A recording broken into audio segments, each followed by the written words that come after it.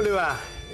Cuando se modifican los escenarios en la vida familiar, en cualquier institución y por supuesto en la política creo que más todavía, cuando se modifican los escenarios parece que todo cambiara completamente de lugar, que se produjeran nuevos conflictos y al tiempo se produce un fenómeno en el cual las cosas retoman su curso. Sin embargo, yo creo que pensar en una Argentina que en los últimos 10 años es igual a sí misma o fue igual a sí misma, y sobre todo en una Latinoamérica que en los últimos 10 años no se modificó, es el peor camino para comprarse o para fabricar versiones que no se modifican. Tengo dos invitados que, por lo menos a mí, creo que me pueden ayudar a pensar. Por supuesto que yo tengo preguntas para incomodarlos, pero sobre todo me interesa, Juan Carlos Smith, Gustavo Marangoni, ¿cómo les va?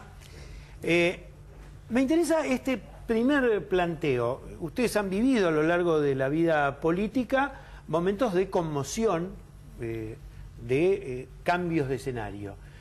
Y hay quienes te dicen, no, en un par de meses esto vuelve a ser lo que era antes. Las coaliciones políticas temporarias son para que algún politólogo, Marangoni, pueda escribir un buen libro. Los acuerdos electorales, bueno, sirven eso para tener buena fortuna en una elección, pero después todo vuelve a su curso. Hay quienes dicen eso, y como yo dije al principio, me parece que es peligrosísimo esa visión, si se quiere, dogmática, conservadora de la realidad. Mira, en primer lugar me parece que siempre es importante desdramatizar los cambios, por lo menos cuando estamos hablando en el marco de un país democrático, de las elecciones libres que hemos tenido. Quizás uno podía hacer lecturas dramáticas en otras épocas de la Argentina, donde estaba involucrada la vida y la muerte. En este caso estamos hablando de otras cosas. Entonces esto me parece, en primer lugar, claro para plantearlo. En segundo término, me parece que hay que hacer una lectura de la realidad que, en virtud de esta desdramatización, también evite los conceptos que son de bondad, de maldad. Lo que estamos viendo aquí es un cambio de gobierno, después de 12 años de una determinada impronta en el desarrollo del país, y ese cambio también tiene que ver con cambios que ya se reflejaron de manera preexistente en la sociedad, que por lo menos estaba pidiendo un cambio. Nunca las solicitudes de cambio son muy precisas, se van construyendo. Ahora, uno ve que vivimos en este presente en Argentina de muchas dificultades, que tienen que ver con algunas herencias y con otras que posiblemente estén recreadas bajo la nueva administración. Y asumiendo alguna vieja definición del amigo Gramsci, frente al pesimismo de la inteligencia, vos tenés que poner el optimismo de la voluntad. ¿Y el optimismo de la voluntad qué es? La política. Para que vos puedas superar problemas que parecen insolubles, por ejemplo, un tipo de cambio retrasado con un consumo muy alto, pero con un fenómeno inflacionario que parece acelerarse, con lo que van a ser las lógicas demandas del sector gremial para no perder sus ingresos, con un sector empresarial que está buscando rentabilidad, con una política fragmentada. Si vos apelás solamente a la racionalidad de la inteligencia en términos gramscianos, decís, uy, esto no da. Bueno, ¿qué lo resuelve eso? La política, los políticos, los dirigentes, no solo los dirigentes políticos de partidos, los dirigentes gremiales, políticos, sociales, empresarios, estableciendo, por supuesto, bajo el inicio de dificultades y diferencias, pero estableciendo nuevos puntos de equilibrio para que la sociedad pueda seguir funcionando. Ahora, eso requiere mesas. Eso requiere discusiones que seguramente en algún caso podrán ser un poco más álgidas, un poco menos, pero que, insisto, volviendo al comienzo, tendrán que ser desdramatizadas y puestas en función de poder lograr las armonías que se necesitan para seguir avanzando. Juan Carlos. No, es importante asumir que la historia es un proceso vivo. Es decir, hay que alejarse de aquellas lógicas donde parece que hay un determinismo. Es decir, empezó todo en el 2003. Vengo a construir el tercer movimiento nacional. Creo que esas lógicas le han hecho mucho daño o han demostrado ser deficitarias en el abordaje de todo este proceso democrático que felizmente se viene sosteniendo desde el 83 en adelante. Uno puede advertir en esta gestión Algo que... Perdón, cuando dijiste 2003 querías decir 83, ¿no es cierto? El tercer movimiento histórico. No. En el 2003, digamos, el kirchnerismo inauguró la etapa de decir, nosotros somos la síntesis superadora del peronismo que empezó el 25 de mayo del 2003. Obviamente yo no comparto. Porque da la visión. coincidencia de que también la idea del tercer movimiento histórico había calado en un sector del radicalismo. Con anterioridad. Sí. A eso me hacía referencia. Digo, uno puede advertir en esta gestión de que hay una impronta en el hecho de que está muy habitado el gabinete por hombres provenientes de los sectores empresarios, CEO y todo lo demás. Y yo abro un paréntesis ahí alrededor. Los hombres de empresa, los CEO, los gerentes, seguramente tienen una visión de alcanzar metas y de llegar al éxito. Pero la política, como dice Manangoni, es mucho más que eso. Es mucho más que el éxito. Adrián Paenza decía, yo llegué donde estaba el éxito y ahí no encontré nada. La política es el compromiso de armonizar todas las tensiones que hay dentro de una sociedad. Yo creo que hay una oportunidad si se abandona los enfoques cerrados, que para mí estuvieron muy presentes particularmente en la última gestión de Cristina Fernández. Si se abandonan esos dogmatismos, es posible llegar a los acuerdos, siempre y cuando arriba de la mesa de negociación aparezca el menú. Nosotros, como Confederación General del Trabajo, hace poco hemos emitido un documento donde por lo menos planteamos nuestras enormes dudas frente a las determinadas emergencias que hay, porque acá parece que en el país siempre hay emergencia, o utilizamos el término, y es muy llamativo el tema de la emergencia estadística. Digo, si uno no tiene términos de referencia, se lo dice un hombre que viene donde el rumbo en la navegación es fundamental, la bitácora es fundamental. Digo, es muy difícil encontrar la mesa donde tracemos los acuerdos. Pero a esta etapa es una etapa propicia para llegar a estos acuerdos.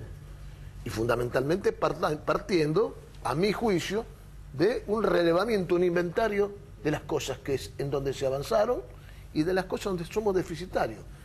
Nosotros seguimos siendo, como gran parte de América Latina, un país con muchos claros y oscuros. Nosotros llegamos a participar en la carrera especial. ¿Qué argentino no puede estar en favor de haber llegado a ese desarrollo? Porque nos pone en una frontera tecnológica. Ahora, al mismo tiempo somos incapaces de hacer obras hidráulicas para evitar inundaciones. Entonces, digo, esto hay que resolverlo. Juan Carlos, una aclaración sí. para los que no saben. Juan Carlos, además de rosarino, de una zona portuaria, no porteña, pero portuaria, es del gremio de dragado y balizamiento, es decir, vivió buena parte arriba de los barcos. Me han dicho que los marineros de tu gremio son de los más lectores y que ustedes tienen la característica de ser un sindicato de trabajadores asalariados, pero con un coeficiente de lectura muy parecido al de los académicos.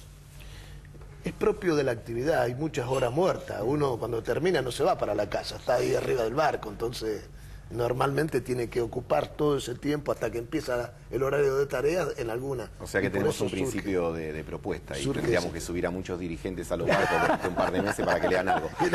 Un poco más. Mirá, yo creo que Juan Carlos plantea algo que es súper interesante, que tiene que ver con esto de, digamos, de gerentes en los gobiernos, etc. Mirá, yo creo que en los últimos años la Argentina fue, y el gobierno particularmente, fue bueno en generar derechos, pero no en generar las condiciones de durabilidad de esos derechos. Y este era un tema, porque si vos expandís beneficios, pero te desinteresás de la generación de las condiciones para que esos beneficios perduren, tenés un problema. Ahora, guarda con el reverso de eso, que vos pongas, entre comillas, eficientistas, que solo se van a preocupar por la perdurabilidad y no por la distribución. Yo calculo que a Juan Carlos, como a otros, como a todos, no a otros, los dirigentes gremiales, vos te sentás, por lo menos cuando hablas en el sector privado, te sentás, discutís condiciones de trabajo, salario, etcétera, sin matar la gallina del huevo de oro. Porque si vos en algún momento le pedís mucho más de lo que el tipo formalmente puede dar, cerrará su empresa y te dirá, y ese es el punto al que ningún gremialista quiere llegar. Como tampoco quiere llegar al punto que le diga, no, mira, para que el negocio sea rentable, ustedes tienen que estar en condiciones de trabajo inaceptables, tienen que ganar por debajo del límite de subsistencia, etcétera. Entonces yo creo que es un buen momento para plantear cómo logramos la perdurabilidad de los derechos, y acá hay una cuestión que tiene que ver con algo que hablábamos, tanto al comienzo como fuera de cámara. Tiene que ver con la necesidad de revisión y de autocrítica. Si supongamos que no hubiese habido elecciones en octubre y en noviembre del año pasado, la pregunta es, ¿la economía podría haber seguido igual durante un año o dos? La respuesta es no. Obviamente que no. La respuesta es no. Entonces me parece a mí que lo que no se puede hacer, y sobre todo aquellos que venimos de distintos lugares y de protagonismos en cuanto a la etapa que terminó, es hacernos los distraídos o el 11 de diciembre salir con el cuchillo entre los dientes y decir todo esto surgió ayer, porque no es creíble. Y esto no es ser funcional al gobierno, esto es ser funcional a vos mismo, a tu proyección al futuro, a lo que querés planificar, a lo que querés representar. Para poder poner en valor lo bueno que hiciste, tenés también que destacar las limitaciones y los errores que cometiste. Y en todo caso, decirle a la sociedad, y la sociedad elegirá creerte o no, decir fueron errores desde la buena voluntad. Bueno, la sociedad dirá cuánto hubo de buena voluntad o cuánto hubo de necedad. Gustavo, esto se los planteo como para hablarlo. ¿Cuánto te condiciona durante muchos años en un país con unas instituciones muy centralistas, yo diría unitarias, por no decir autoritarias? La idea del Estado burocrático autoritario no es una idea que en el mundo de la ciencia política o en el mundo de la vida política no es una idea ajena. Si vos llegás a la Casa Rosada y desde allí todo va hacia abajo. No debería ser así un país federal, pero la realidad es que... Bueno, pero perdóname hacer una línea de tiempo cortísima. Digo, hago la historia de la Argentina en 30 segundos. Desde España llegaron a América adelantados que fundaron ciudades, es decir, líderes que fundaron las ciudades, a diferencia de Estados Unidos, donde eran colonias. Sí. Bueno, acá. Después fueron caudillos los que le dieron las políticas. Virreyes previamente, después caudillos en la etapa de la independencia y después de los primeros años de la organización nacional. Después fueron presidentes, es más, aún con ideología liberal, los liberales crearon la Argentina a partir del Estado. Es el Estado el que creó un país y no el país un Estado. Y después vinieron los movimientos populares, el irigoyenismo, el peronismo. Y en el medio, ¿qué quiero señalar? Los estados criminales. Bueno, eso las dictaduras. Por supuesto, pero lo que planteo es el tema de los liderazgos en Argentina. A ver, nosotros tenemos como cierta contradicción. Decimos que queremos ser una cosa y nos comportamos como lo distinto, ¿no? Es más, a lo mejor si yo tuviese que esbozar una crítica de estas primeras semanas, te diría, el discurso para llegar al poder fue el del equilibrio de poderes, el republicanismo, los consensos y los diálogos, y sin embargo el inicio fue el de un liderazgo fuerte, decreto de necesidad de urgencia, etcétera. Hago un cargo y hago más que un cargo una descripción. La pregunta es, muchos de los republicanistas que votaban en contra de medidas que se consideraban arbitrarias en el proceso anterior, ahora justifican y fundamentan las mismas prácticas pero con otra orientación. Bueno, es algo que merece ser estudiado.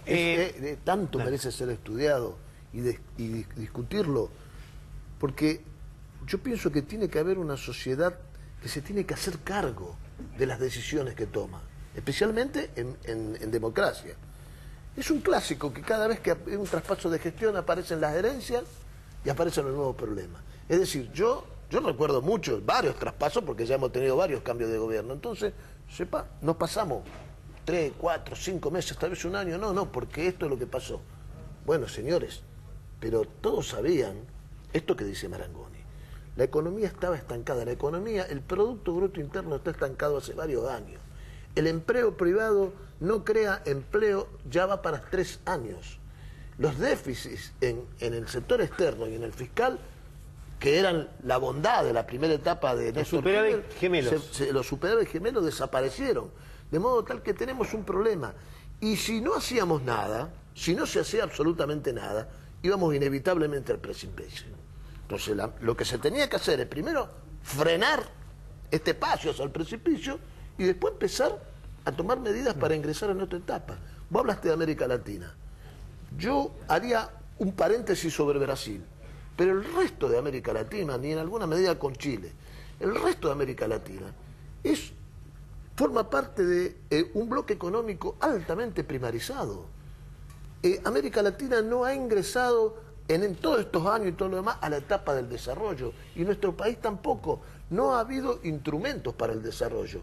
Y lo que uno podría haber aceptado con anterioridad, en el caso argentino, es que hubiera déficit, que hubiera sacrificio y que hubiera cuestiones no resueltas, a condición de que después hubiéramos tenido los instrumentos que nos permitieran llegar al desarrollo. Y sin embargo esto no ha pasado. Y esto también es un telón que hay que correr. Hay matices. Recién hace poco, en la primera intervención, señalé algunos, pero no lo podemos medir como un todo. Nosotros somos deficitarios en un montón de cuestiones. Y yo soy de los que creen que no ha habido un perfil industrial definido. No lo ha habido. Ha habido apenas una recuperación de algunos rubros de la economía en el sector industrial, pero no ha habido un desarrollo que nos permita ingresar a una etapa de mayor intensidad en lo industrial.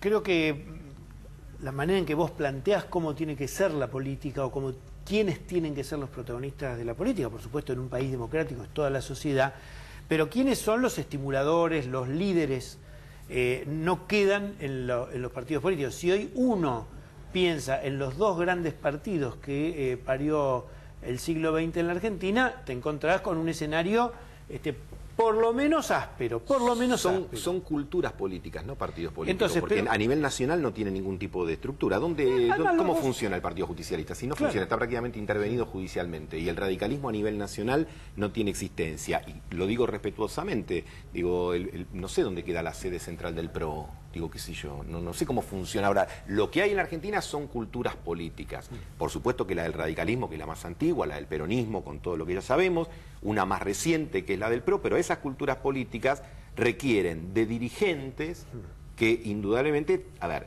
yo creo que antes de discutir un par de días sobre la distribución de un despacho en la Cámara de Diputados, que es una soberana estupidez, tenemos que discutir, digamos, porque digo, si empezamos a discutir despacho y dedicamos días a eso, el día que lleguemos a discutir dragados, hidrovía, puentes y aeropuertos, vamos a estar los tres seguramente muertos y enterrados. Entonces yo digo, muchachos, ojo que hay discusiones que el mundo no te espera. Esto que hablaba Juan Carlos, el tema de la dinámica y la necesidad del desarrollo, eso requiere hablar de cómo te pones a resolver cuestiones muy concretas para generar, yo te diría hoy el nombre del desarrollo es la infraestructura. Claro. Ni siquiera sancionar una ley muy bonita. A veces nosotros creemos que si sacás una ley hermosa o reformás la Constitución y pones un montón de cuestiones declamativas, se cumplen por imperio de necesidad. No, tenés que hacer cosas concretas. Está claro que vos no podés blindar, nadie, ninguno, menos los dirigentes gremiales, no podés blindar un acuerdo de larguísimo plazo si en el medio vas a tener escaramuzas o conflictos muy fuertes.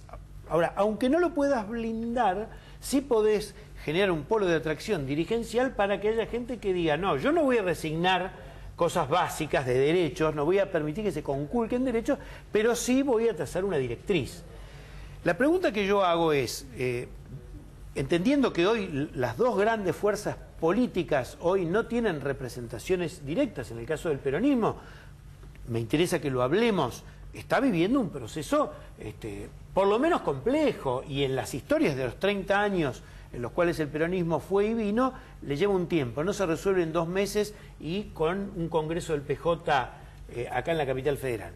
Entonces, la pregunta es, ¿hay otros sectores en el ambiente empresarial, en la dirigencia social, en la dirigencia religiosa, hay otros sectores que hoy puedan honrar esta idea de ámbitos de diálogo en el ambiente académico, que puedan generar un ámbito de diálogo que no sea simplemente un sello de goma, el acuerdo del Bicentenario para el 2016, no, genuino, donde se puedan discutir estas cosas y alimente el Congreso, alimente la vida política, impida la persecución, genere alertas tempranas sobre los problemas de las inequidades? Existe esa posibilidad. El Consejo Económico Social, del que tantas veces se habló y nunca jamás se constituyó, ¿podría ser una herramienta? ¿Cuáles otras? Herramientas las hay, y muchas me parece, hasta un espacio en un programa de televisión que decida proponer determinados temas y hasta buscar e insistir en más audiencia, me parece que es un elemento y es un lugar valioso, pero fundamentalmente yo lo que creo que hay que hacer es abandonar los clichés y las consignas. Hace un par de años, en una entrevista, algunos se enojaron conmigo porque yo hablé que en la Argentina había un progresismo berreta, cosa que sigo creyendo, como también creo que hay un eficientismo berreta. ¿Y por qué digo berreta? Porque es de baja calidad, porque tienen consignas. Y vos detrás de esas consignas no encontrás nada. La mejor forma de protegerte y no pensar es decir, yo soy tal cosa, listo. Es muy fácil hacer oposición diciendo, este es el gobierno de la derecha, neoliberal, noventista, privatizadora, y lo otro era el populismo con todas las cosas. Digo, ¿por qué no pensamos un poco más? Porque quizás a nivel dirigencial, a nivel o no dirigencial solamente, de lo que tenemos posibilidad de tener, aunque sea unos minutos de espacio, otra cosa, tenemos la obligación de proponer la calidad de mejores discusiones. Y la calidad de una mejor discusión tiene que ver, por ejemplo, con la calidad de lo que hace el Estado. Yo quiero un Estado fuerte y presente en la Argentina, pero quiero un Estado que dé servicio de calidad. Si vos me preguntás, ¿tiene que haber menos presión tributaria en la Argentina? Te digo no. Con lo cual yo no comparto el criterio de algunos que dicen hay que bajar la presión tributaria a, no sé, lo que era 10 años atrás. Ahora lo que te digo es, pero sí tiene que haber más calidad en los servicios públicos. Tiene que haber más calidad también en las regulaciones. Uno de los principales problemas de los últimos años es que se mancilló, se perjudicó una política razonable en cualquier lugar del mundo, que es la regulación y la intervención estatal, porque se intervino mal. Sí, claro, y en forma deficitaria.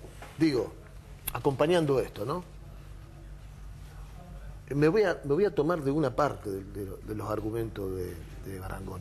Digo, si nosotros tuviéramos una oferta estatal de bienes y servicios de alta calidad, la discusión de un montón de cuestiones que tienen que ver con lo tributario no tendrían el tono que tienen hoy. Vamos a un ejemplo muy clásico que lo puede individualizar cualquier argentino. Si el Estado a mí me hiciera una oferta en materia de seguridad, igual que la discusión sobre el nivel del impuesto, no tendría la virulencia que tiene uno. Si yo tuviera una oferta de la salud parecida a la de exactamente igual. Yo creo que hay que romper efectivamente el tema de las consignas. Yo le he escuchado a Cristina Fernández el otro día decir, no, ustedes tienen que devolver y tienen que exigirle a los dirigentes que luchen por lo que está ocurriendo, porque ustedes están empoderados. ¿Pero de qué estamos hablando? Tenemos un 35% de trabajo precario en la Argentina. ¿Qué poder pueden tener esa enorme franja de compatriotas que no tienen convenio, que no le pagan la hora extra, que no tienen vacaciones, que no tienen seguridad social? Estas cosas hay que correr el telón y discutir en serio. ¿Queremos que tengan poder? Bueno, pongámonos todos de acuerdo para darle, pero efectivamente poder. No decir, porque el poder no es una palabra mágica donde yo lo digo y automáticamente yo tengo todos los derechos. Es mucho más que eso. Es mucho más que eso. De modo tal que yo creo que de verdad los lugares, los ámbitos, vos hablabas del Consejo Económico Social, nunca se quiso poner en marcha, y en el momento donde había posibilidades porque marchaba bien la economía, que era el momento justo para hacerlo, no hubo voluntad política, especialmente del gobierno, para que nos sentáramos los actores. Pero por el otro lado, tiene que haber alrededor de todo esto la consideración de que hay organismos que están formados por ley que bien pueden ser el primer escalón. El Consejo del Salario Mínimo Vital y Móvil de la Productividad y el Empleo es un lugar donde se debería haber medido, porque lo dice la ley, la canasta básica de alimentos. No se hizo nunca.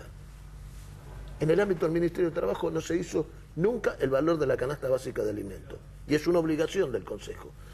El Consejo tiene la facultad de generar directrices para ver dónde hay que crear empleo en la Argentina. Porque uno, como dice recién Gustavo, uno podemos llegar al pleno empleo, pero con un empleo de bajísima productividad. ¿Con eso vamos a llegar al desarrollo? Definitivamente que no.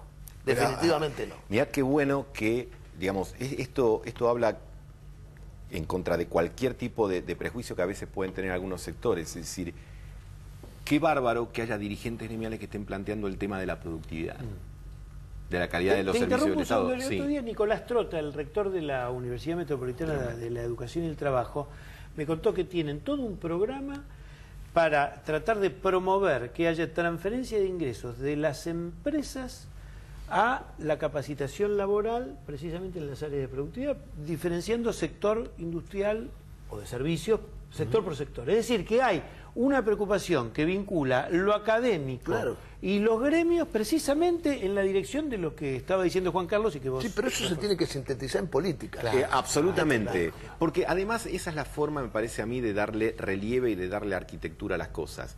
Yo hablaba hace un rato de progresismo barato. Bueno, hay otra contracara de eso. Hay algunos que creen que si vos recreás la confianza, los capitales vienen a la Argentina y los temas se solucionan, digamos, por imperio de las circunstancias. Y generalmente dar confianza es prometer mejores márgenes de ganancia. Yo digo, no es así. No es así. Se requiere planificar, se requiere generar este tipo de acuerdos, de generar... Las condiciones son otras. Entonces yo creo que también hay toda una tarea pendiente de parte de las universidades, por ejemplo. Las universidades tienen una fuerte responsabilidad, pero la principal responsabilidad que tienen es pensar. Y yo creo que en buena medida nuestras universidades no siempre generan ámbitos de reflexión y de pensamiento, ni que hablar de donde yo provengo, del ámbito de las sociales, etcétera, donde en general se asume un libreto, se tiene determinado autor de culto y no se piensa más. Y Borges decía algo muy interesante, dice, a veces pertenecer a una religión o a un partido político es el mejor pretexto para dejar de pensar. Nosotros necesitamos que en los partidos, en las universidades, en los gremios, en las centrales empresarias, en todos lados se piense. Y quizás es cierto, no hagas un programa de 20 puntos de rating con eso, pero no todo pasa por el rating. Tenemos una parte de democracia de audiencia porque están todos con el control remoto en la mano atrás y a lo mejor si ven un programa de televisión con una mesa de vidrio, un potus y 3 tipos hablando, dice yo rajo de acá. Pero no todo es glamour en la vida y las cosas profundas requieren de tiempo y requieren de discusión. Y después de requerir de discusión, requieren de mucho trabajo, si me permitís, de muchas horas culo, para hacer realidad aquello que dijiste. Y a veces hay tan poca preocupación por esto y hay tanta fascinación por la imagen, por el real time y por la foto agradable, que se te escapa que al país verdadero lo haces de otra manera, que posiblemente sea más aburrida, pero es más justa para un montón de gente que requiere esa metodología para poder encontrar soluciones a su laburo. Por ejemplo, lo que decía Juan Carlos, ese tercio de personas, hombres y mujeres, no tienen ni siquiera quien los represente. ¿Y sabés por qué van a seguir siendo pobres? Porque no tienen poder. Porque los pobres no son pobres porque no tengan plata, son pobres porque no tienen poder. ¿Y sabés por qué no tienen poder? Porque no están organizados. Y en la sociedad, los que están organizados triunfan sobre los que no están organizados. ¿Por qué, aún en las circunstancias más adversas de la Argentina, los trabajadores organizados pudieron sostener salarios y derechos? Porque justamente tienen organizaciones que se las respaldan, que se organizan. Los que no lo tienen pierden. Ahora, un país desorganizado, y muchas veces en muchos ámbitos eso somos, un país desorganizado, también pierde en el concierto internacional de la nación. Déjame hacer un par de comentarios de mi trabajo periodístico. Uno es que vos hace un rato hacías referencia a esa frase de Antonio Gramsci pronunciada desde las frías mazmorras del régimen fascista, ¿no? Ante el pesimismo de la razón, el optimismo de la voluntad. Bueno, gestualmente ustedes son personas que además de tener pasiones curriculares, que están en la historia de ustedes, tienen una actitud de pasión. Y yo quiero hacer otro señalamiento, que no solamente se puede ser reflexivo, analítico, comprensivo y autocrítico, siendo al mismo tiempo apasionado y teniendo convicciones, sino que a mí me parece que hay otra cosa que es importante señalar. Ninguno de los dos cayó ni en el denuncismo sencillo de la cantidad de cosas que en estos 2 meses seguramente a ustedes les habrán impresionado y que en la agenda periodística nosotros tenemos registrados, infinidad de cosas que los ponemos más en los retrocesos de lo que significa la sociedad argentina, tarifas, infinidad de cosas. Ahora, ustedes advirtieron, bueno, pero esto no era sustentable, lo que había antes. Entonces, ese es un punto que te abre el diálogo. Entonces, digo, ustedes no han caído ni en el denuncismo ni en esa autocrítica fácil de decir, hicimos todo mal, tenemos que empezar desde Saturno. Entonces, la pregunta les quiero hacer poniendo los 2 pies sobre la tierra del peronismo. Hoy está claro que el Frente Renovador aparece como una opción que en términos de porción electoral era menor, pero con una sintonía que ha logrado con Cambiemos, sobre todo con el presidente Macri, ha logrado ser un polo de atracción. Y por otro lado uno ve, y lo pregunto, el peronismo tiene todavía una situación de diáspora, y la verdad que pensar que el Congreso del Partido Justicialista es la solución para el peronismo sería por lo menos ingenuo. Entonces la pregunta es, ¿cómo creen ustedes que en esta diversidad existente, porque siempre el peronismo fue diverso, se pueden mantener canales para evitar que esa diáspora sea la inacción? Bien, esta vez voy a empezar yo.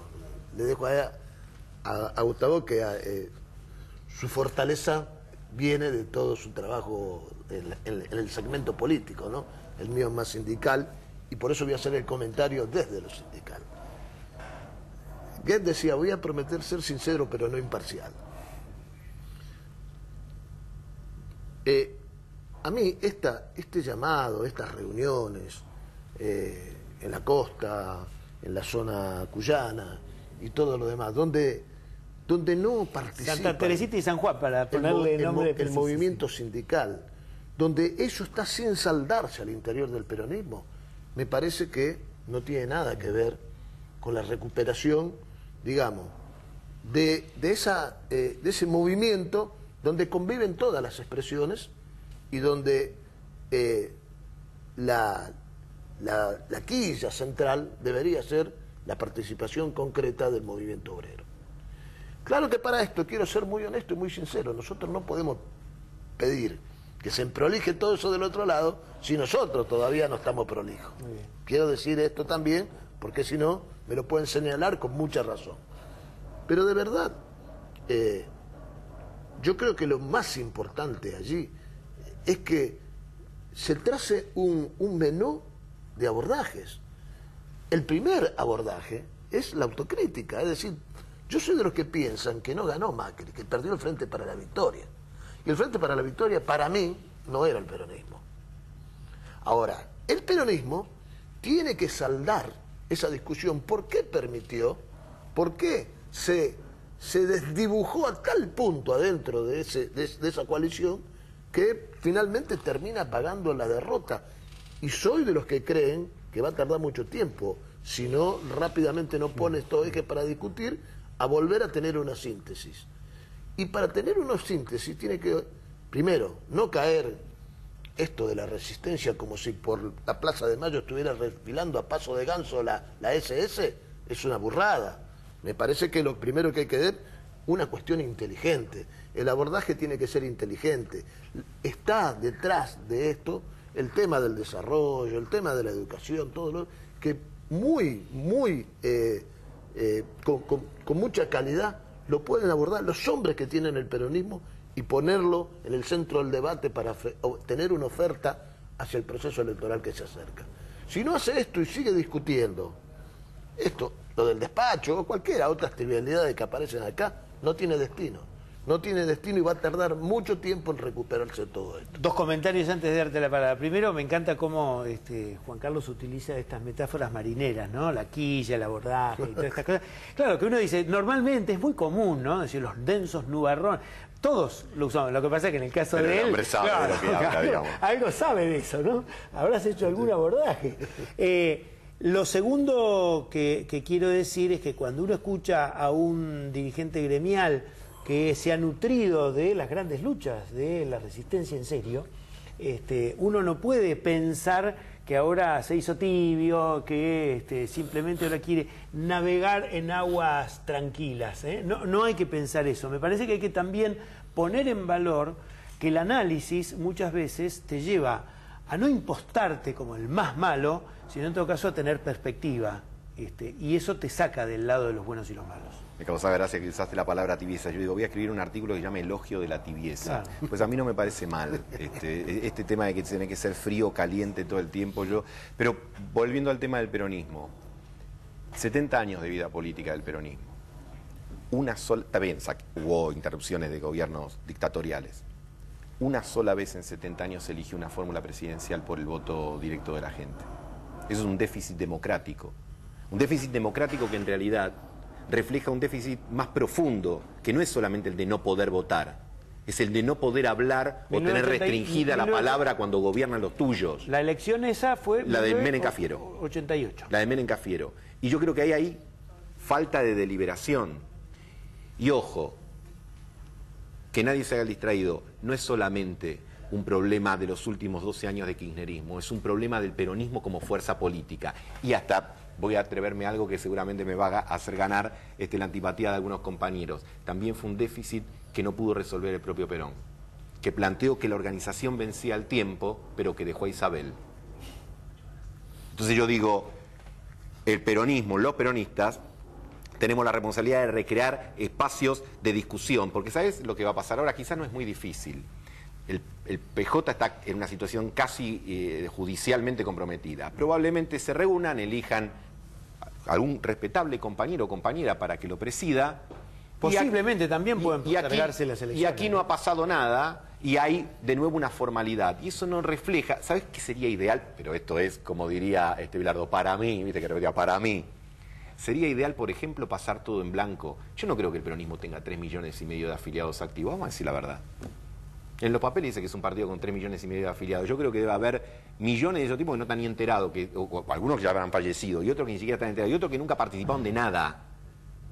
Y si el peronismo se animara a hacer una suerte de reseteo, para utilizar un término de la tecnología moderna, si volviésemos a hacer una campaña de reafiliación masiva y a partir de ahí de una manera planificada, con distintos candidatos y proyectos, con representación de mayorías y minorías, una discusión profunda y después elecciones.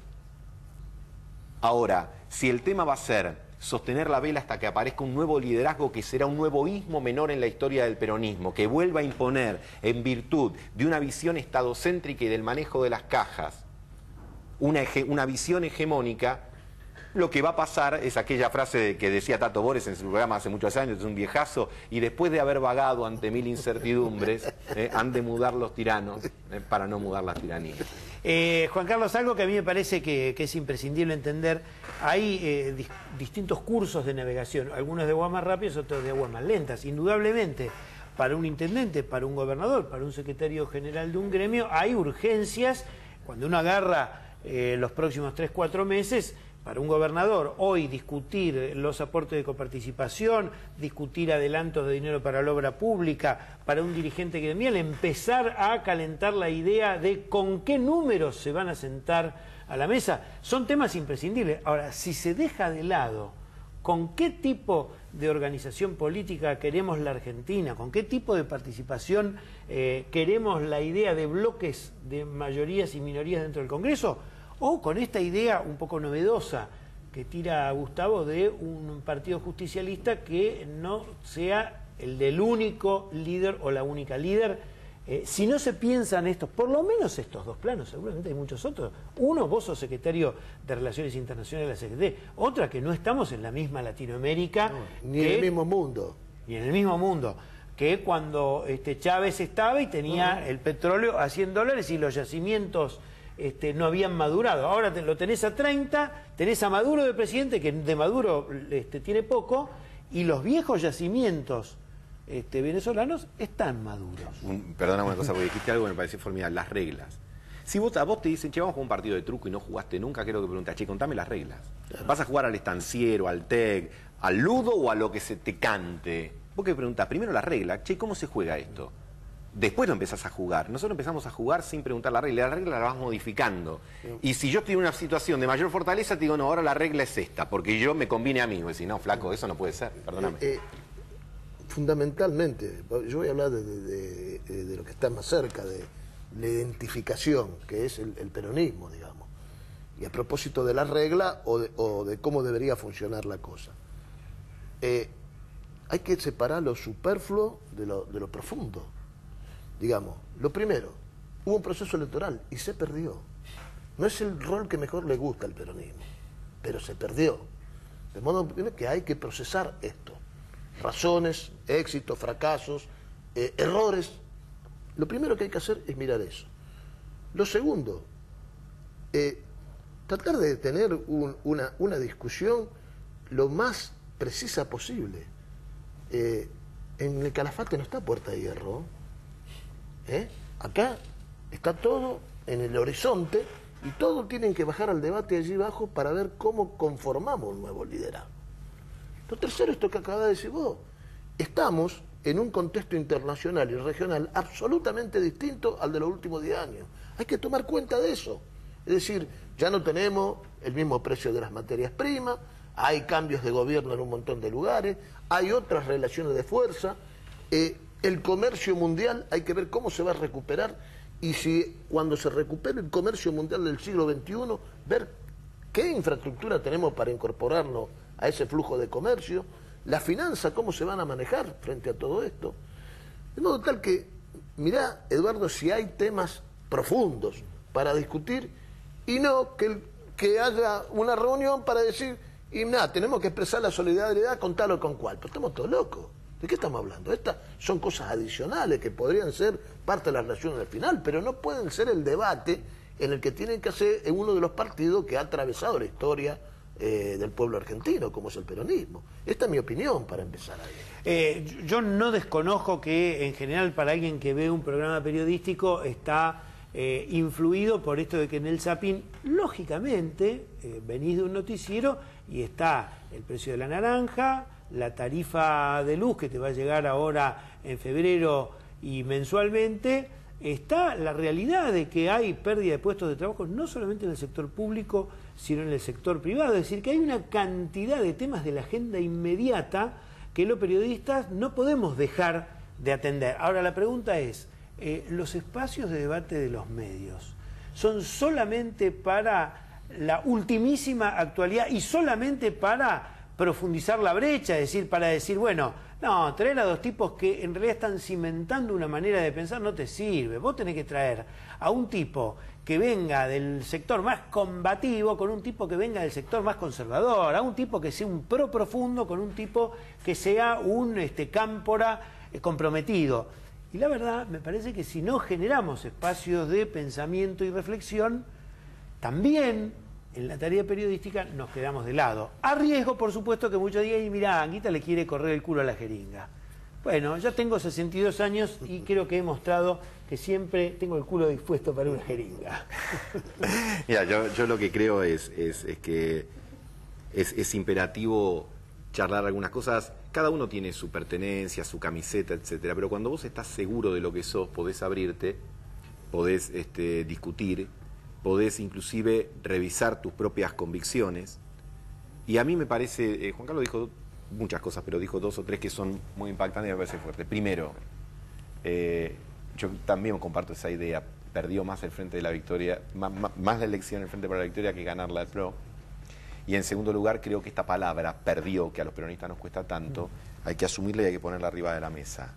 Perdimos. Por lo tanto, hay un elemento fundamental. El que ganó tiene derecho a gobernar. Y nosotros tenemos que facilitar la gobernabilidad sin complacencia, pero tampoco sin este espíritu tonto de resistencia absurda, que me parece a mí que es de un infantilismo propio de centro de estudiantes. Y que además refleja la pretensión de aliados minoritarios del Frente para la Victoria para marcarle la cancha a los peronistas. Un viejo dilema, y voy a decir una cosa así, una vieja soberbia de la izquierda respecto del peronismo.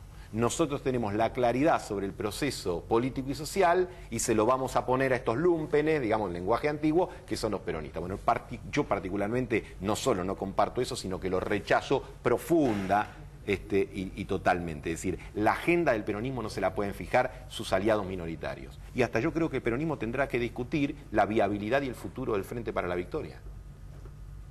¿Por qué no?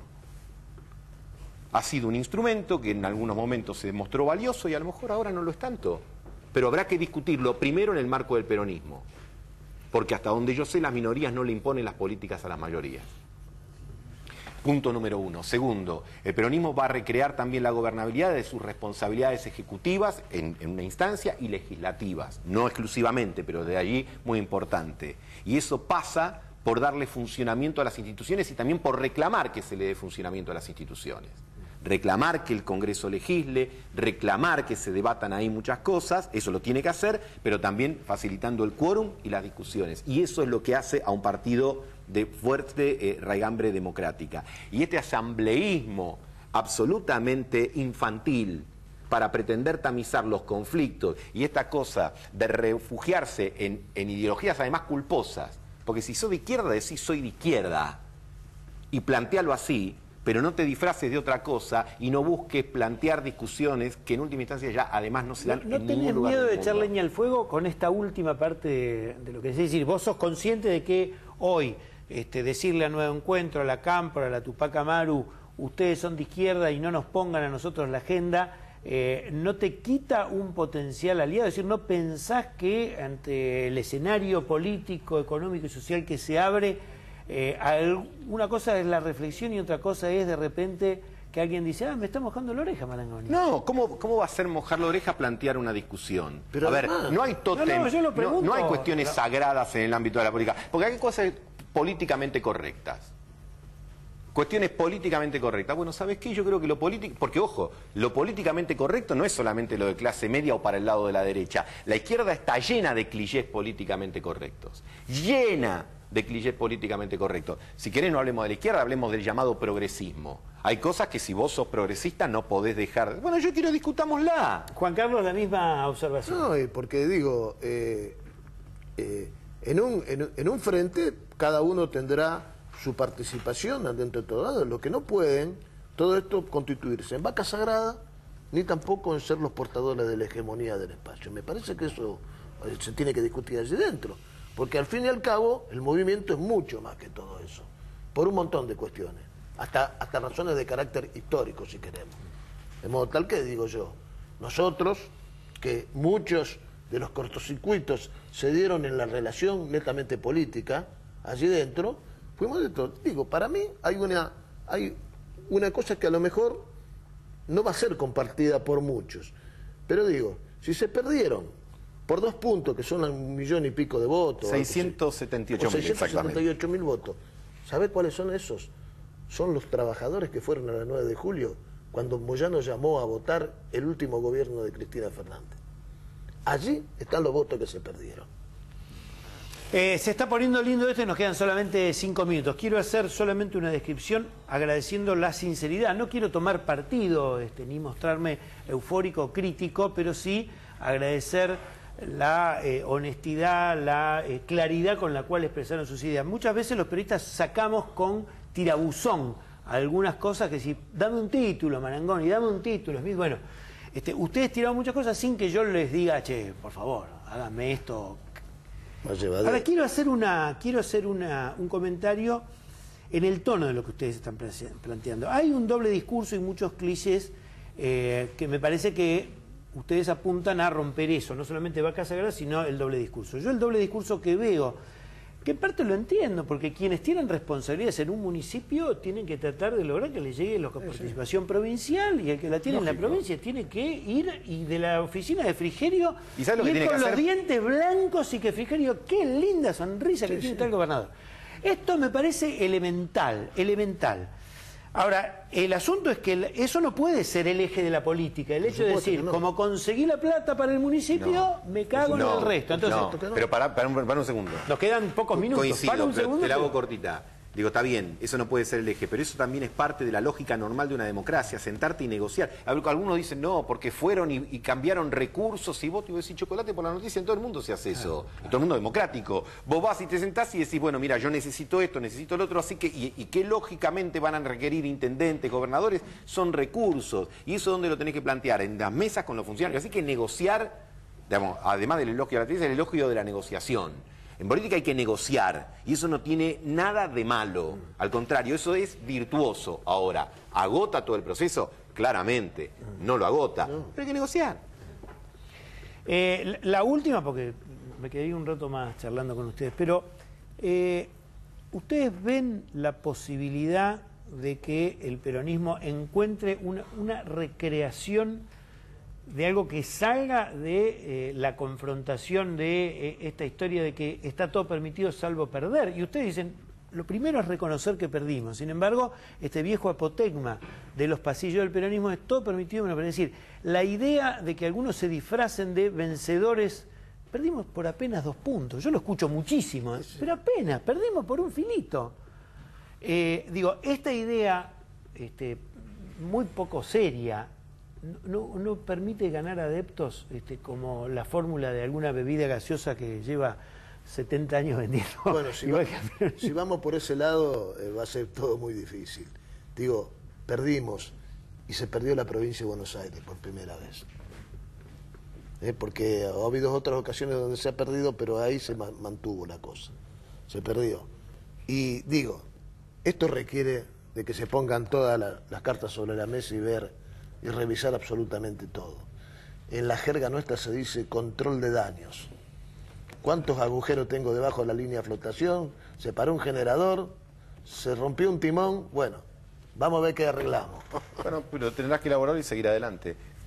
Entre la gente que nos está escuchando y todos los que estamos acá y todo, ¿quién no perdió varias veces en su vida? Desde cosas poco importantes hasta cosas absolutamente vitales.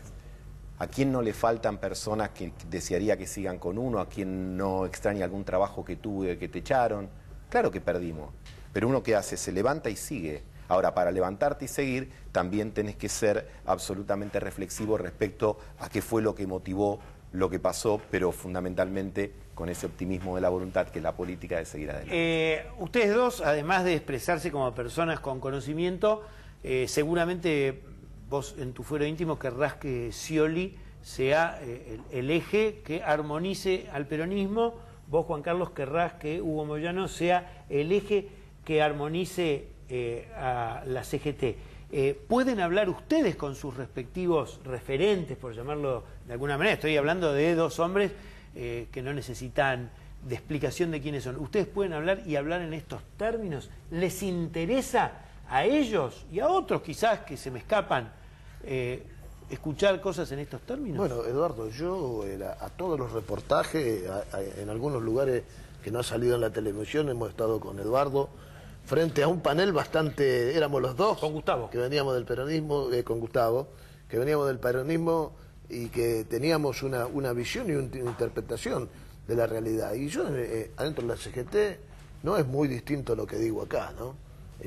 Yo estoy convencido que esto es así y me parece que nosotros también tenemos que ver que la política, el desarrollo, la esperanza de construir un país más justo va mucho más allá de las personas. Totalmente. Perón decía que cada peronista lleva en su mochila el bastón de mariscal. Bueno, yo voy a usar el mío. Quiero decirles que yo les agradezco a ellos y supongo que alguna de las cosas que acá dijeron te irritó, te puso nervioso. Bueno, parte del trabajo que debemos tener en los programas de CN23 es también ponernos a prueba. Nosotros, los que estamos de este lado, que siempre la agenda de lo inmediato nos salva de los temas del mediano plazo. Pero vos también, porque vos sos un hombre o sos una mujer política, tengas la edad que tengas, estés afiliada o no estés afiliada. Y la verdad que esto lo dejé para el final. Son personas que después tienen que volver a sus espacios de pertenencia y saben que más de uno los mira y le calienta un poquito la nuca. Bueno, eso quiere decir que en la mochila también uno lleva no solamente los que lo aplauden, los que le aligeran la carga, sino los que se te cuelgan, los que te la hacen pesada. Y de eso se trata la vida, de perder, de ganar y de hacerse cargo que uno en la mochila lleva de todo. Gracias Gustavo Marangoni, gracias Juan Carlos Smith. Seguí aquí en CN23.